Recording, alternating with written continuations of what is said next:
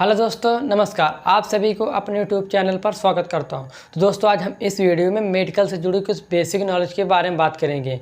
देखिए दोस्तों, अगर आप किसी भी फील्ड में काम करने जाते हैं तो आपको उस फील्ड के बारे में बेसिक नॉलेज होना बहुत ही अति आवश्यक है। और इस मेडिकल लाइन में बेसिक नॉलेज क्या होती है, जैसे कि ऑक्सीजन क्या है, उसका पल्स रेट क्या है, उसका बीपी क्या होती है, उसका तापमान क्या होता है। देखिए दोस्तों, कोई भी डॉक्टर जब किसी पेशेंट को दवा लिखने से पहले या उसकी हिस्ट्री देखने से पहले सबसे पहले क्या देखता है, उसकी ऑक्सीजन देखता है। उसकी ऑक्सीजन क्या है, उसके पल्स रेट क्या है, उसका तापमान क्या है, उसकी बीपी कितनी है। ये सब देख करके ही उस पेशेंट के अंदाज़ा लगाता है उस पेशेंट की क्या समस्या है, किसके कारण बढ़ रही है। यानी कि पल्स रेट बढ़ा हुआ है तब ये बीमारी हो रही है, या उसकी बीपी बढ़ी है तब उसकी बीमारी हो रही है। सबसे पहले किसी भी हॉस्पिटल या क्लिनिक में उसके यही तीन चार बेसिक चीज़ जानना बहुत ही आवश्यक होती है डॉक्टर के बारे में। जैसे उसका ऑक्सीजन, पल्स रेट, ये सब हर हॉस्पिटल में चलता है। सबसे पहले यही देखते हैं। तो आपको भी अगर इस मेडिकल लाइन में जुड़े हुए हैं तो आपको बेसिक नॉलेज होना बहुत ही अति आवश्यक है। तो आपको भी ऑक्सीजन नॉर्मल सब पता होना चाहिए कि ऑक्सीजन कितनी है नॉर्मल, और अगर ऑक्सीजन घटी है तो कितने पे घटी है, अगर बढ़ी हुई तो कितने में बढ़ी है। और बीपी भी आपको कितना नॉर्मल होता है ये पता होना चाहिए, कितनी बीपी घटी है, कितनी बढ़ी है, कितने पे घट जाती है, कितने में बढ़ जाती है, मैं आपको इसमें बताऊंगा। और इसका तापमान कितना कम हो जाता है और कब बढ़ जाता है, कितने बढ़ता है, कितने में बढ़ता है, कितने पे नहीं। और पल्स रेट जो होता है कितने पे धड़क रही, कितने पे कम धड़क रही, कितने में बढ़ जाती है, कितने में घट जाती है, ये आपको समझाऊंगा। दोस्तों, आप हम इस वीडियो में ज़्यादा देरी ना करते हुए हम अब चलते हैं मेन टॉपिक पर। सबसे पहले उसका क्या होता है, उसके ब्लड प्रेशर, यानी किसी भी पेशेंट का ब्लड प्रेशर नॉर्मल क्या होता है, उसका होता है ब्लड प्रेशर 120/80। यानी पेशेंट का जो ब्लड प्रेशर होता है 120/80 मानी जाती है। तो हमने यहाँ पे लिख दिया है, एक शरीर में ब्लड प्रेशर कितना होता है 120/80, ये नॉर्मल होता है। अगर उस पेशेंट का ब्लड प्रेशर 130/85 है तो भी नॉर्मल है, यानी कंट्रोल है उसकी बीपी। सो दोस्तों देखिए, सब हम हिंदी बीपी को ब्लड प्रेशर बोलते हैं और इंग्लिश में उसको शॉर्ट फॉर्म में क्या बोलते हैं, उसकी बीपी बोल देते हैं। तो उसकी 130/85 होती है, कंट्रोल है, यानी नॉर्मल कंट्रोल है।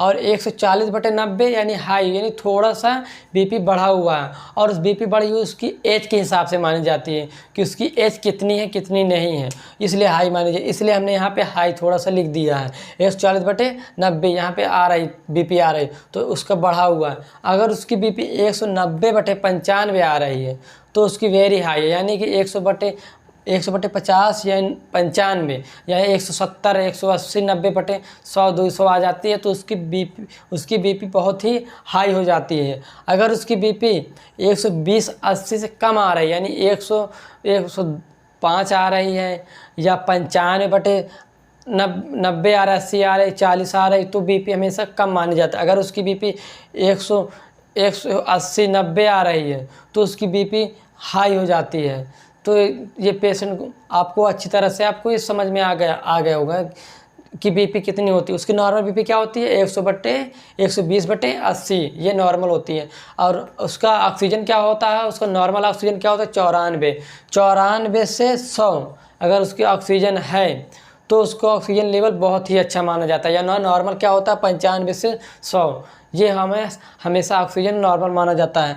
और 90 से अगर 93 आ रहा है उसका ऑक्सीजन लेवल, यानी कि हम उसको नापते वक्त अगर उसका 90 से 93 आ रहा है तो उसका ऑक्सीजन लेवल ज़रा सा कम है, यानी उसका ऑक्सीजन लेवल कम आ रहा है। अगर 80 से 89 ऑक्सीजन लेवल आ रहा तो उसका बहुत ही ऑक्सीजन कम है, उनको ऑक्सीजन देने की आवश्यकता है। यानी कि उस पेशेंट को ऑक्सीजन देने की आवश्यकता है, यानी कि 80 से 89 के बीच आ रही है तो उसका ऑक्सीजन कम है। और तीसरे नंबर पर पल्स, ये होती है धड़कन, यानी कि इसको पल्स बोलते हैं। यानी उसका पल्स रेट क्या होता है यानी कि नॉर्मल क्या होता है 72, यानी कि 1 मिनट में 72 बार धड़कना चाहिए उसका धड़कन, यानी कि 72 क्या है 72 नॉर्मल माना जाता है। अगर उसका 60 से 80 प्रति मिनट के हिसाब से धड़क रही है तो उसको भी नॉर्मल माना जाता है, यानी कि उसका पल्स रेट नॉर्मल माना जाता है। अगर उसकी धड़कन 90 से 120 प्रति मिनट के हिसाब से धड़क रही है तो उसका बढ़ा हुआ है, यानी कि उसके पल्स रेट बढ़ा हुआ 90 120 के हिसाब से, या 90 130 या 40 आ रहा है तो उसका पल्स रेट बढ़ा हुआ। अगर 72 से कम आ रहा है, यानी कि जैसे कि 65 आ गया, 60 आ गया, 55 आ गया, उसका पल्स रेट कम माना जाए। अगर 72 से ज़्यादा आ रहा है, यानी कि 120 30 आ रहा तो ज़्यादा हो गया। अगर 72 से कम आ रहा तो उसका पल्स रेट कम माना जाता है। और चौथे नंबर पे क्या है, तापमान। शरीर का तापमान कितना होता है, शरीर का तापमान में नॉर्मल कितना होता है, 92 से 98 डिग्री। अगर 92 से 98 डिग्री के बीच अगर तापमान है तो उसको बुखार नहीं है, उसको यानी टेम्परेचर नॉर्मल माना जाता है, उसको नॉर्मल है। अगर उसका तापमान 99 से आ रहा है, 99 पहुंच रहा है उसका तापमान, यानी 99 डिग्री आ रहा है तो उसको थोड़ा सा बुखार है, यानी उसकी शरीर थोड़ा थोड़ा गर्म हो जाता है, तो उसका 99 तक तापमान होता है, उसकी शरीर गर्म होने लगती है। अगर उसका तापमान 100 से पार हुआ, 100 यानी कि 100 से 102 डिग्री अगर आ रहा, 100 से 102 103 104 अगर तो उसको बहुत ही हाई बुखार आ रहा है, यानी कि ज़्यादा बुखार आ रहा है, ज़्यादा बुखार आ रहा है। अगर 100 से 102 अगर डिग्री आ रहा है तो उसको ज़्यादा बुखार आ रहा है। और 5 नंबर पर क्या है, हेमोग्लोबिन। हेमोग्लोबिन कितना होना चाहिए एक महिला पुरुष में, हेमोग्लोबिन कितना होना चाहिए, मेल में हेमोग्लोबिन कितना होना चाहिए, 13.5 17.5 ग्राम होना चाहिए। यानी मेल में हेमोग्लोबिन कितना होना चाहिए, 13 से 17 ग्राम, यानी कि 13 से 17 ग्राम होना चाहिए। और फीमेल में 12 से 15 ग्राम के बीच में होना चाहिए हेमोग्लोबिन, यानी कि फीमेल में 12 से 15 ग्राम के बीच होना चाहिए, तो तब माना जाता है उसको हेमोग्लोबिन सही है। अगर उसका कम आ रहा है, अगर 12 से 8 अगर आ रहा, 8 पॉइंट आ रहा है, 8 ग्राम आ रहा है या 9 ग्राम आ रहा है तो उसको यानी कि फीमेल में कम माना जाता है उसका हेमोग्लोबिन। अगर मेल में 13 से 17 के यानी कि 13 से कम आ रहा है, यानी कि 13 से कम अगर आ रहा है, जैसे कि 10 आ गया या 9 आ गया तो उसको मेल में कम माना जाता है। कि इसमें 12 से, इसमें 13 से, अगर इसमें 8 9 7 के बीच में अगर आ रहा है उसको यानी कि हेमोग्लोबिन कम होता है। और 6 नंबर पे क्या है, ब्लड कितना होता है, यानी कि महिला पुरुष में ब्लड कितना होता है।